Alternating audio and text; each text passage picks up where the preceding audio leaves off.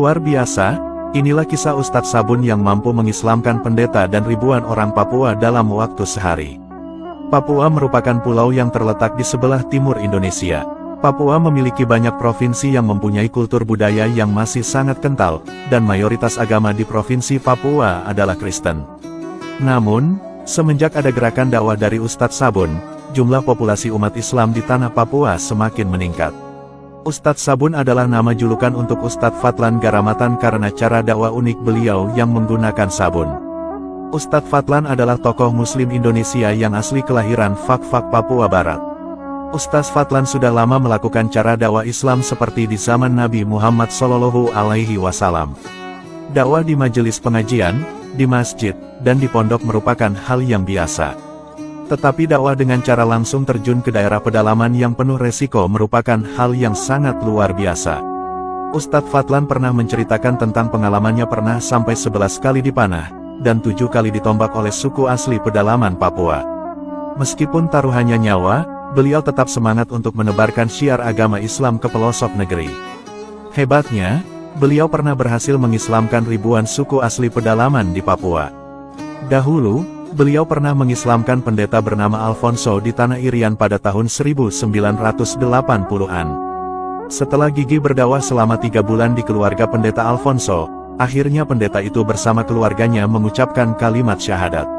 Namun akibat dakwahnya itu, Tanah Irian geger dan Ustadz Fadlan ditahan selama 3 bulan tanpa pengadilan. Kehadiran Ustadz Fadlan tentu dikhawatirkan membuat pemeluk agama Kristen di tanah Papua berkurang.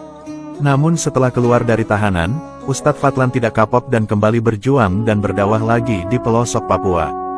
Beliau bersama timnya rela berjalan ratusan kilometer, naik turun gunung, dan menembus hutan pedalaman hingga berhari-hari lamanya. Tujuan beliau berdakwah bukan untuk mencari amplop atau harta dunia, melainkan semata-mata karena mencari ridho Allah Subhanahu wa Ta'ala. Perjuangan beliau dalam berdakwah memang patut diacungi jempol. Pada suatu hari, beliau menuju tempat perkampungan bernama Kampung Gayem.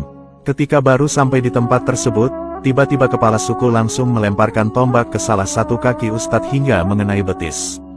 Akibat serangan itu, beliau harus masuk rumah sakit selama beberapa minggu. Setelah sembuh, beliau nekat kembali datang ke Kampung Gayem lagi hingga akhirnya kepala suku yang menombak kakinya berikrar masuk agama Islam. Tapi setelah mengislamkan seorang tokoh, Ustadz Fadlan lantas ditangkap dan dipenjara selama 6 bulan. Begitulah perjuangan dakwah beliau yang sangat berat dan bertaruh nyawa. Menurut Ustadz Fadlan, ada fakta unik kenapa banyak anggota suku di Papua tidak memakai baju dan telanjang.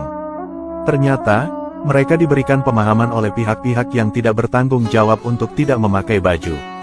Selain dilarang berpakaian, mereka juga dilarang mandi menggunakan air bersih. Mereka hanya boleh mandi menggunakan minyak atau lemak babi saja. Ustadz Fadlan memiliki beragam cara unik dalam mengislamkan orang-orang Papua pedalaman. Metode dakwah yang beliau gunakan untuk mengislamkan penduduk pedalaman ini cukup unik, yaitu dengan mengajari para kepala sukunya mandi dengan sabun dan menggunakan sampo. Selanjutnya, anggota suku semuanya juga diajari mandi menggunakan sabun. Bagi yang pertama kali mencium wangi sabun, tentu mereka tertakjub. Berkat mandi pakai sabun, tubuh mereka kini menjadi bersih, wangi, dan seluruh kotoran lemak babi luntur semuanya. Usai mengumpulkan ribuan anggota suku, Ustadz Fadlan dan tim dai-nya lantas mempraktekkan sholat di atas panggung. Yang telah mereka buat, ketika Ustadz takbir, warga suku yang sudah mandi maupun yang belum mandi berdiri dan berputar mengelilingi panggung tempat beliau sholat. Usai Ustadz Fadlan sholat, kepala suku langsung loncat ke atas panggung dan bertanya kepada Ustadz Fadlan mengenai apa yang baru saja dia lakukan bersama tim dai-nya. Dengan sabar Ustadz Fadlan menjelaskan, bahwa yang mereka lakukan baru saja itu adalah sholat untuk menyembah Allah Subhanahu wa Ta'ala. Ustadz Fadlan berkata kepada kepala suku, dalam agama kami diperintahkan sehari 5 kali untuk menghadap Allah Sang Pencipta. Begitu mendengar penjelasan dari Ustadz Fadlan, kepala suku meminta Ustadz Fadlan turun dari panggung. Kemudian, kepala suku besar naik ke atas panggung bersama 6 kepala suku lainnya untuk melakukan rapat adat membahas kehadiran Ustadz Fadlan dan timnya. 1,5 jam kemudian, kepala suku berdiri di atas panggung dan berteriak kepada warganya. Hari ini kita senang, hari ini kita gembira karena anak-anak ini datang mengajarkan kita agama yang benar.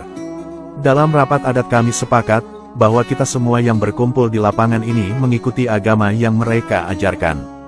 Mendengar penjelasan dari kepala suku, sontak Ustadz Fadlan dan tim dai-nya langsung sujud syukur dan menangis kepada Allah Subhanahu wa Ta'ala. Saat itulah sebanyak 3.712 warga pedalaman Papua mengucapkan kalimat syahadat dan memeluk Islam.